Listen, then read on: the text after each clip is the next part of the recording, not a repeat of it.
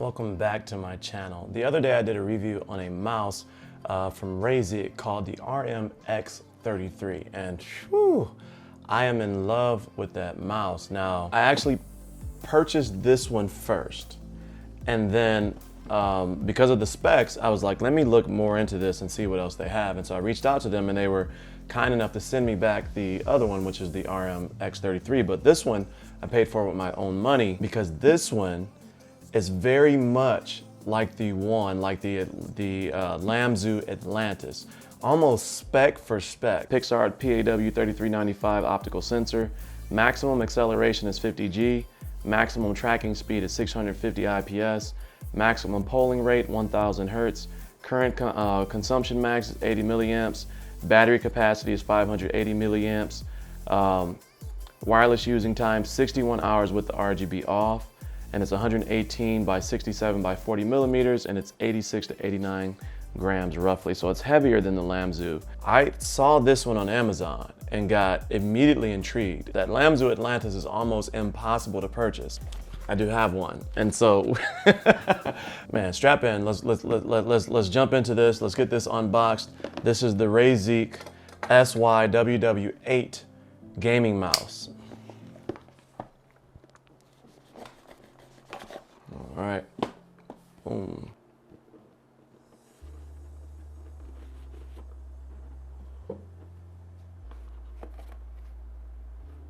Okay, so we got the mouse there. We're gonna slow roll that. Okay, so it comes with a second shell here actually. And so this is a back shell. Okay, what we got here? Okay, so we got a hard plastic. Not a hard plastic, but a full plastic. And then we have a honeycomb pink plastic. And we have pink front buttons there. And then we have a solid black shell as well. Extra pair of glides. They had an extra pair of glides in the other mouse too, the RMX33.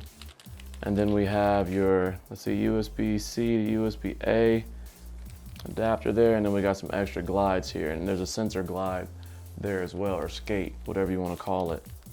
User manual there. You have a paracord, USB-C, just like the RMX33, and so USB-A to USB-C. And so there is your SYWW8. Now this has the Kailh 8.0 switches rated up to 80 million clicks. So let's get some clicks in.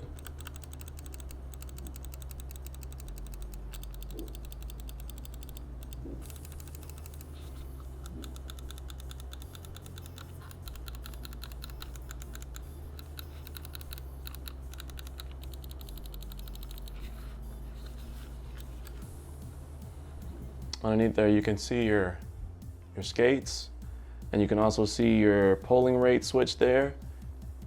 You can see your device selector there, so 2.4 BTI, BT1, BT2. Then you have your power switch there. Now you have a dual switch, so you have on, and then you have on with without RGB. Scroll wheel is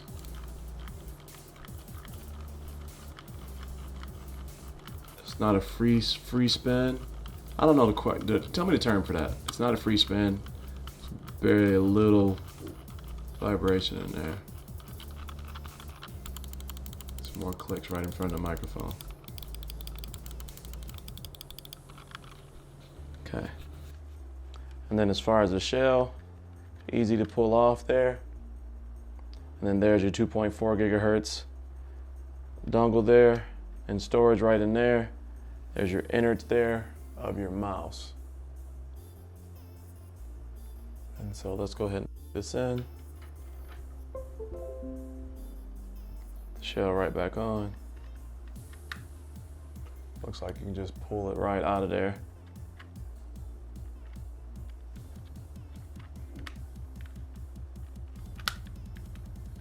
Uh-oh. I didn't do that right. There's some grooves you gotta hit first. Okay, so there's little hooks in the front there. So you gotta hook that in before you can see the hooks there. You gotta hook that in before you Put that down so it goes like that. There it is, nice and simple. There's your soft RGB. Now usually the internal is based on the DPI, at least the other one that I have for them. Usually this part is the RGB, and then the lights on the inside of the body is for the DPI switch. As you can see there, when I switch the DPI, it changes the color on the inside. Okay, here we are with the software suite, and I can say already that it looks better than the one that they have for the RM-X33. That's the only thing with budget products, is that sometimes the software suite is individual to the product and it's not an overall suite that you can add multiple products to. And so not a big deal if you find one that you like and you love it and you keep it. So right now we're at a 61% for the battery. That's what it shipped with. Right here you can see that all of the buttons are customizable. So you have your left button, right button, you got 3 right here for your mid or scroll wheel, you have your 4, your DPI button, then you have your front and your back 5 and 6 that you can also adjust. Looks like you can, let's see, adjust them. So you can add control plus, or you can add even macros here by building in macros right there. So you can create macro sets and create macros for each button, or you can do like your base right there. And so it looks like there's 1, 2, 3, 4, 5, 6, 7, 8, 9, 10, 11, 12, 13, 14, 15, 16, 17, 18 different buttons that you can set there for your macro, including a fire button if you wanted to set one of these front buttons to fire, if you're using it for the imp or FPS type games, which is pretty cool. That's pretty cool. From there you have different profiles that you can set. It looks like up to 4. It looks like you can import and export profiles, and so if there's a forum somewhere that particularly uses this mouse, then you'll be able to pick up different settings from them. From the macros, of course, you can create your macros, just like you know, your standard, I guess, high profile mouse these days. The advanced settings, so it looks like you can change the pointer precision, wheel speed, fire speed. I'm assuming that's for the fire button. If you were to select that, this is your polling rate right here. Here's your lift detection options, and so if you're lifting the mouse off the pad there, you can set that there. There's our RGB. And so let's switch through the different RGBs and see what we get. Neon.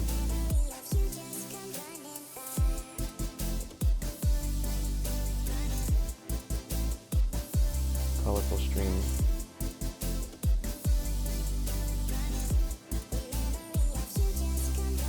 Let's go breathing.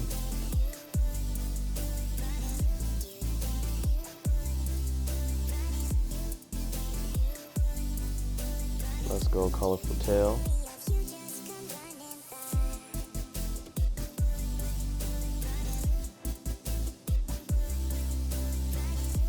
Let's go wave.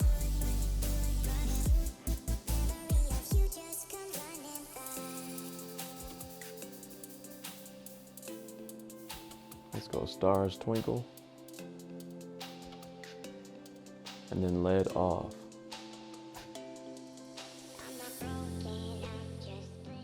It's not bad at all. So 400. Let's switch this one. 400. Let's go 800. Let's go here. Let's go 1200. Let's go 4. Let's go 1600. Let's go from there. Let's go 10,000 like the RM-X33. And then let's just go all the way up just to see 26,000 on the thing there. And let's apply that. Okay. And you can't even see 26,000 on the screen. I'm not sure what, you all tell me, what would you do with a 26,000 DPI sensor? Like, what type of games, productivity, activities, production, creation, what do you do with the 26,000 DPI sensor? Like, I can't even see that thing barely. Like, I have to really move slow. 1200.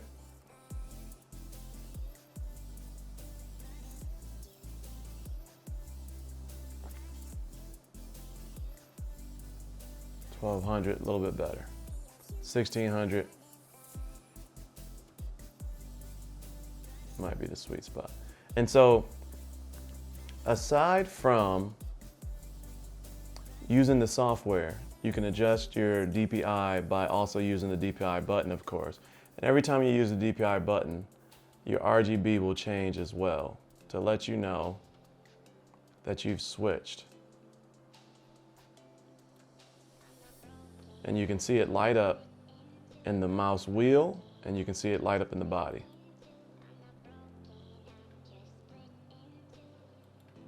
Now, so far, the only caveat for me is that when you're doing that, it's not necessarily switching in the software. And so you have to kind of know what color is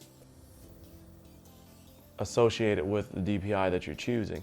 Now, which is not a big deal because you can do that pretty easily once you set it and forget it. So right now I have 400, 800, 1200, 1600, 10,000, and 26,000. But how do I know from the software what color is tied to each? And that's the part that I'm like, that's not as good, and I wish that would be a little bit better. On the other software, it was a lot easier to tell. So that's not too bad. So let's jump into some gameplay and see how it feels. Let's jump into some Call of Duty. I'm getting better. So you all, I'm getting better. So let's jump into some gameplay.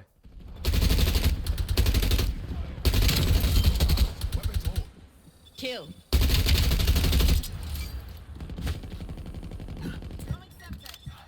Be secure.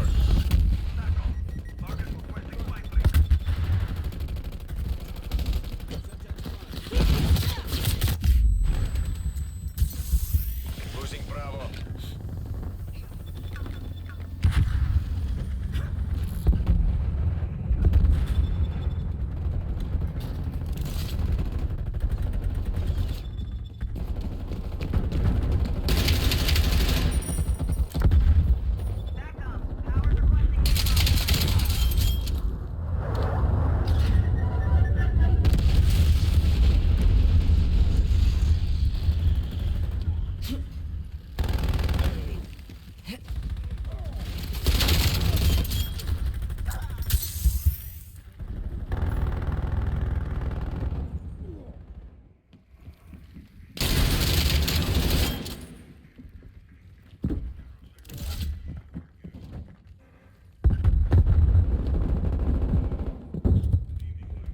Hostile sentry turret active.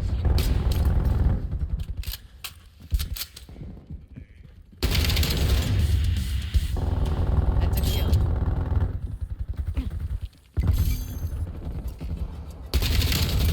Securing Charlie. Confirming kill.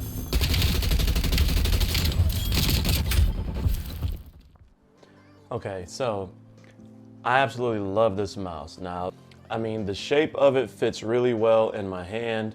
The grip that I was able to hold it either like this or kind of back here like this feels really good in my hand. There is no weird wiggle or anything like that with the keys that you will see sometimes on the Value mouse.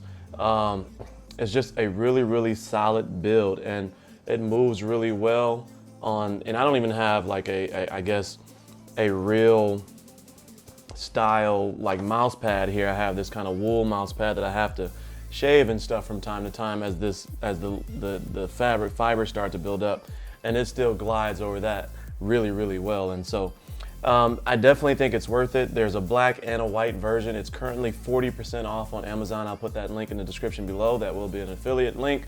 It helps the channel if you use that link to purchase one of these. But this mouse is solid. The construction is solid. The use of it is solid. It feels really good in the hand. It's solid. The build quality is good. There's no creaking. There's no weirdness to this mouse. Like, it is a solid product. So let me know your thoughts. Let me know any questions you might have. This one's gonna be on my desk for a little while until I try this one. We're gonna see what this Lamzu Atlantis is all about.